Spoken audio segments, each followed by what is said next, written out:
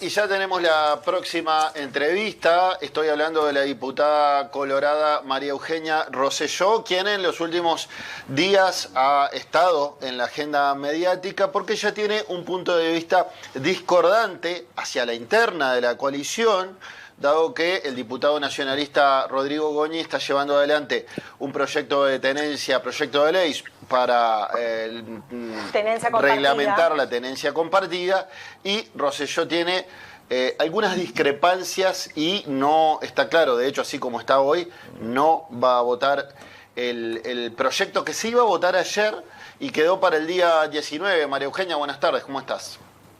Hola, buenas tardes, ¿cómo andan? Un gusto conversar contigo, Checho, y con compañeros de la mesa. Bueno, ¿por dónde pasan los principales argumentos para que tú, el sector Ciudadanos, no acompañe el proyecto del nacionalista Goñi? ¿Por dónde pasan las principales discrepancias? Bueno, en realidad una aclaración. El sector Ciudadanos no tiene una voz unánime en este tema. Te diría que hay un empate en cuanto a quienes lo queremos votar y quienes consideran que es bueno, es un buen proyecto y lo van a acompañar. Lo cierto es que nosotros desde que se inició el debate de este tema en el Senado, porque recordemos que esto inició en el Senado en el 2020, cuando presentaron, por un lado, el Partido Nacional un proyecto de ley y luego Cabildo Abierto, se empezó a trabajar. Y fruto de ese trabajo y de los consensos y el diálogo generado allí en el Senado, es que se votó el proyecto que se pretende votar el miércoles próximo y que tiene media sanción del Senado. Nosotros siempre hemos dicho que, primero que nada, aclararle a la audiencia, porque es algo que se insiste permanentemente. Yo estoy a favor de la tenencia compartida y estoy a favor de la corresponsabilidad en la crianza. Decir que no estoy a favor es absolutamente falso, y quiero explicarlo brevemente por qué. La corresponsabilidad en la crianza es un mandato constitucional, data de la década del 40, lo introdujo la ley que le dio derechos civiles a las mujeres, entre paréntesis, aclaro, obra del vallismo. Y la tenencia compartida es una opción dentro de nuestro sistema jurídico. Hoy en día el juez, en acuerdo de partes o sin acuerdo, lo elige siempre y cuando sea la mejor opción para cada caso concreto. Por lo tanto, no hay necesidad de legislar en ambos temas. Uno, porque ya está en nuestra Constitución y es algo inherente a la patria potestad, y lo otro, porque ya es una opción vigente y siempre que sea la mejor opción se puede decretar. Por otro lado, nosotros estamos preocupados porque este proyecto, en realidad, el asunto de fondo de este proyecto, lo que prevé este proyecto es la revisión de las medidas cautelares, cuando uno de los progenitores tiene medidas cautelares, y esto, bueno, obviamente por sus medidas de restricción, porque las medidas cautelares son de protección, por lo tanto, muchas veces se restringe el acercamiento, ya sea a la madre porque hubo violencia contra la mamá, o también, si lo deja texto expreso la sentencia, también a sus hijos, se obstruyen estos vínculos, y es cuando los impulsores de este proyecto de ley dicen que se está dañando la infancia porque estos niños no pueden ver a sus papás, a la familia de sus papás, a sus abuelos, en fin. Lo que nosotros hemos salido a cuestionar es esa puerta abierta que deja este proyecto a exponer a estos niños al peligro de enfrentarse con una persona denunciada por violencia, ¿no? Si te interpreto bien, María Eugenia, tú lo que decís es que si ya la justicia tomó medidas cautelares para estas personas, por algo las tomó, y no tiene por qué venir otro juez de familia a revisar lo que hizo un juez anterior. ¿Pasa por ahí? Sí, justamente, prevé que cuando el juez de urgencia decreta medidas cautelares, porque expliquémoslos bien, porque es un tema muy profundo. La ley de violencia basada en género, que es la 19.580, es en donde se amparan estas personas a la hora de hacer las denuncias por violencia, y eso es lo que dicen los impulsores del proyecto, que desde allí es que surgen estas famosas denuncias falsas, que entre nosotros, te digo, no hay una situación clara de cuántas denuncias falsas hay. No tenemos la foto de la cantidad de las denuncias falsas. Estamos legislando en base a situaciones que conocemos por allí, pero no tenemos el número exacto. Lo único que conocemos es que la evidencia que nos brinda el Poder Judicial es que la mayoría de los casos se da de forma positiva, sin mayores inconvenientes, y que existen aproximadamente unas 30 apelaciones por año. Y dentro de esas 30 apelaciones pueden dar esas situaciones de conflicto, pero no son miles, como se dice. Primero eso. Y segundo, no consideramos conveniente que un juez de familia común esté revisando una medida cautelar que se decretó porque hubo una situación de violencia y en la cual puede suponer un riesgo para este niño, niña o adolescente. ¿Quién me asegura que no se lo va a exponer a esta situación de violencia?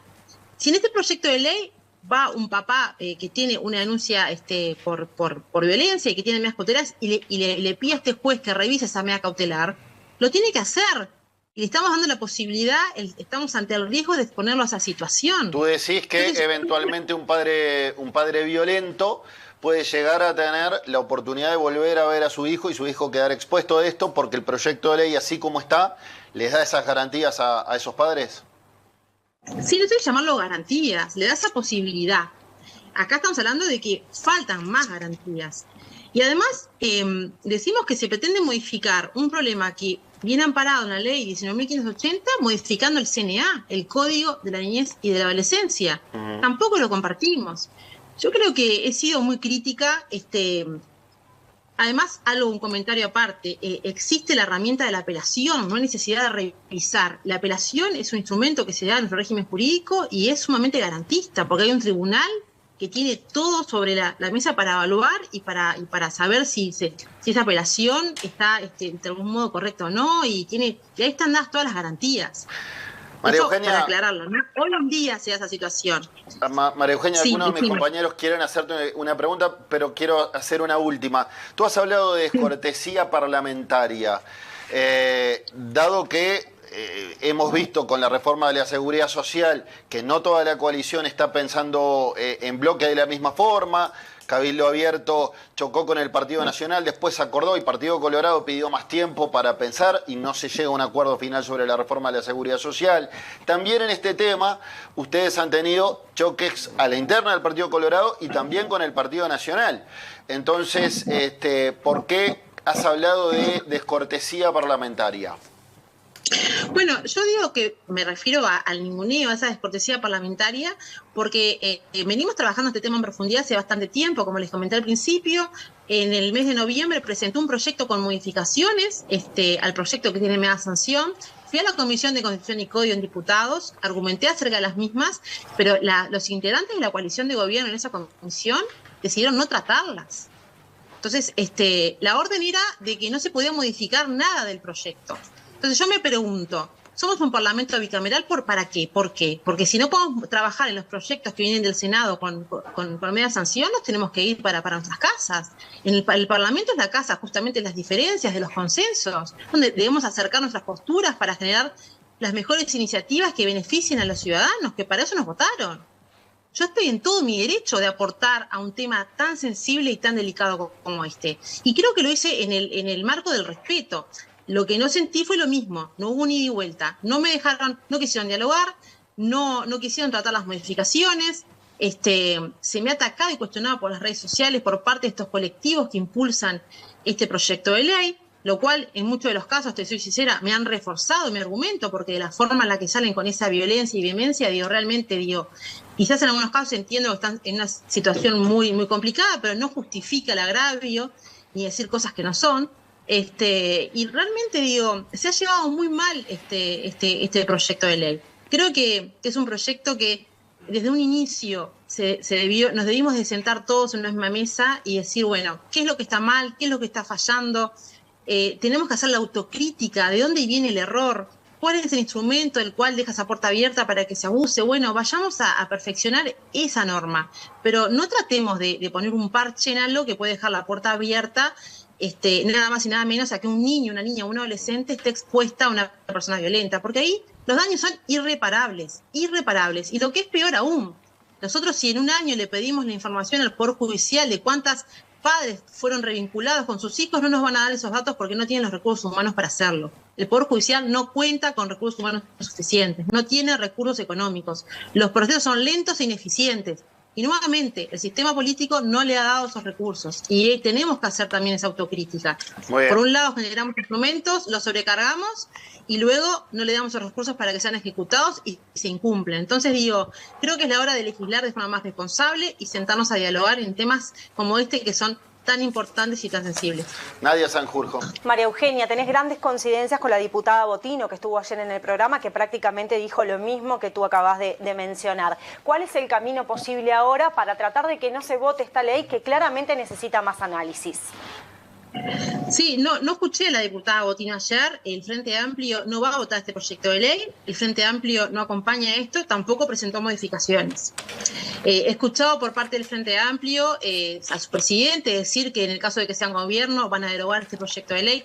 Yo creo que no es el camino. Yo creo que acá el camino es, como te dije recién, la autocrítica. En el 2018 se votó la ley de violencia basada en género sin recursos. Y ahí está de gobierno el Frente Amplio con mayoría parlamentaria. Y eso también tenemos que tener la autocrítica para decir, hicimos mal, legislamos mal. Bueno, sentémonos a decir, a ver, ¿en qué la podemos perfeccionar? Uno cuando trabaja una ley, el legislador cuando trabaja una ley y se aprueba, queda muy contento porque es aprobada y se va a empezar a implementar y porque uno cree que es lo mejor. Pero con el paso del tiempo, las leyes se van viendo su funcionamiento y si detectamos que hay errores o que hay abusos del instrumento, es necesario que los perfeccionemos. Yo creo que es hora de poder sentarnos, porque la idea es que la justicia es igual para todos.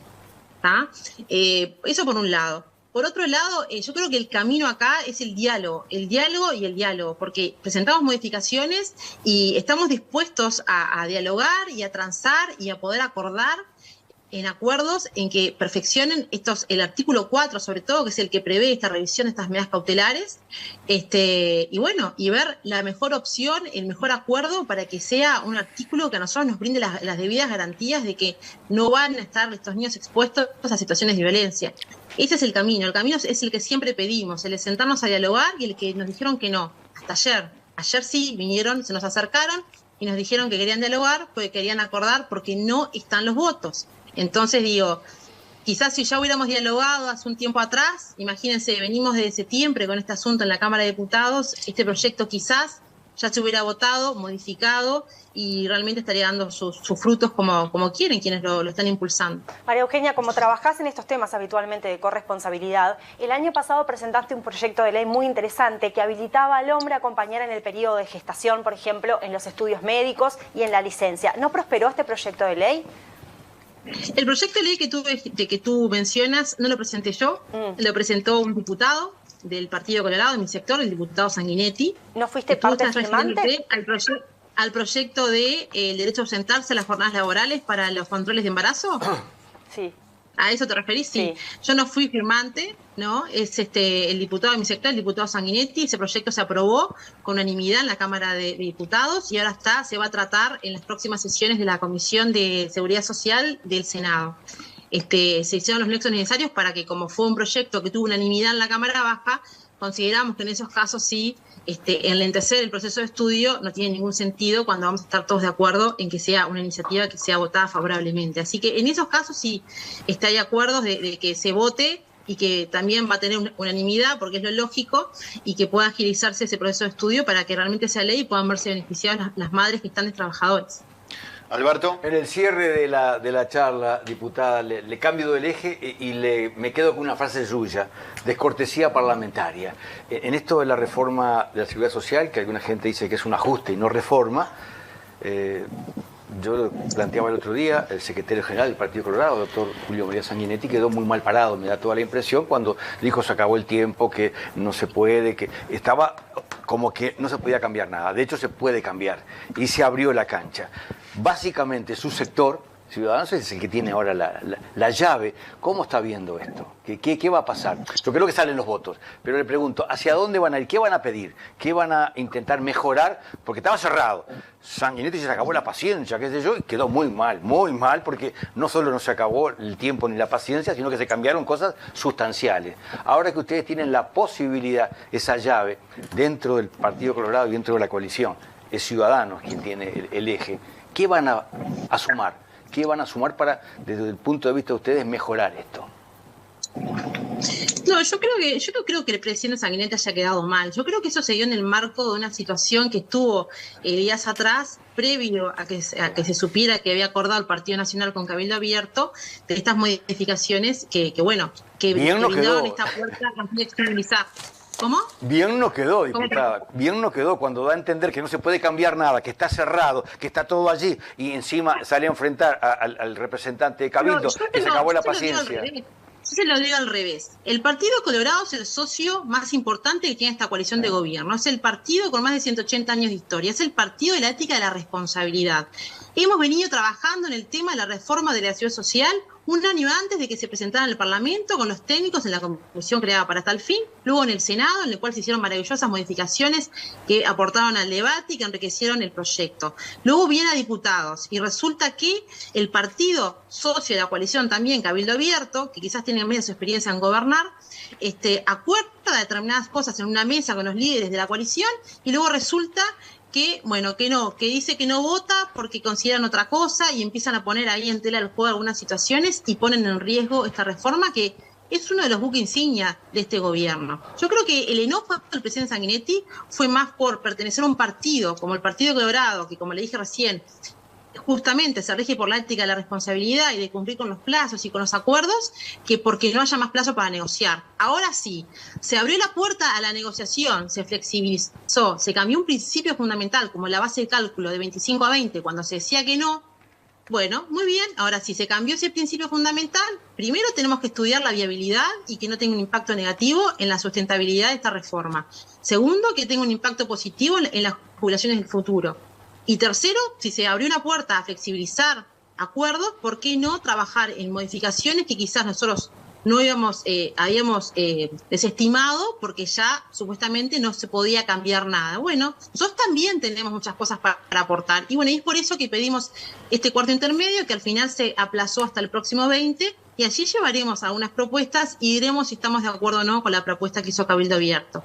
Mientras nos den la seguridad y la garantía de que va a mantener siendo viable y sustentable esta reforma, va a contar con el apoyo del Partido Colorado, y ni que hablar de la reforma, que fue un compromiso que asumimos cuando comenzamos este gobierno.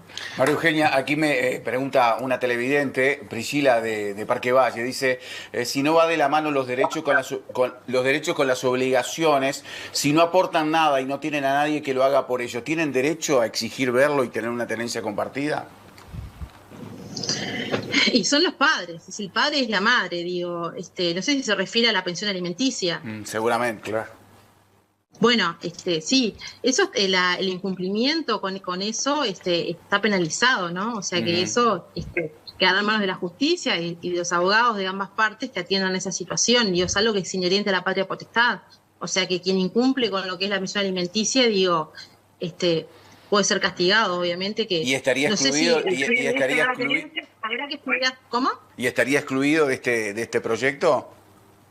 ¿Lo qué? Si se da esa situación, si el individuo no tiene trabajo, no tiene cómo aportar, no tiene familia que de repente pueda responder por él. No, bueno, pero ahí siempre una pensión alimenticia lo que se estudia son, la capacidad que tenga el progenitor que mayor ingresos tenga de cumplir con las necesidades de esos niños o esas niñas o esos adolescentes. Eso ya está legislado, de hecho, ¿no?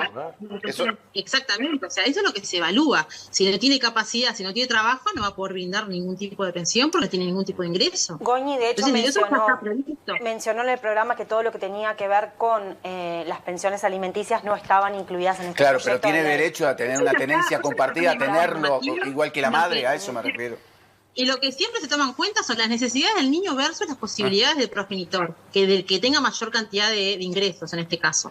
A veces es la madre, a veces es el padre, no siempre es el padre. María Eugenia, y desde el desconocimiento absoluto, ¿el proyecto tiene en cuenta la voz del niño, la voluntad del niño? Bueno, sí, claramente en cada uno de los artículos recalca justamente que se tiene en cuenta la voz y el interés superior de ese niño. Eso, sin lugar a dudas, eso es así. Nosotros nunca dijimos que esto no se ha tenido en cuenta. Lo que sí nos preocupa es obviamente el artículo 4, que es el que siempre hemos salido a mencionar, como a cuestionar, que es claramente el que le quita algunas garantías a estos niños, dándole la posibilidad a un progenitor violento a estar con ellos, aunque sea en un lugar público o con actores judiciales ahí al lado sentado, pero el exponerlo al miedo de estar con una persona que ejerció violencia contra su madre o contra ellos, digo, es aberrante el solo hecho de pensarlo. Así que es lo que queremos tratar de que se entienda, que hay que modificar y que no quede esa puerta abierta, porque realmente el daño puede ser irreparable. Muy bien.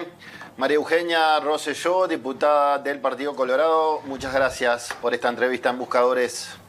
Un gusto, por favor, un gusto conversar con ustedes. Muchas gracias. A las órdenes.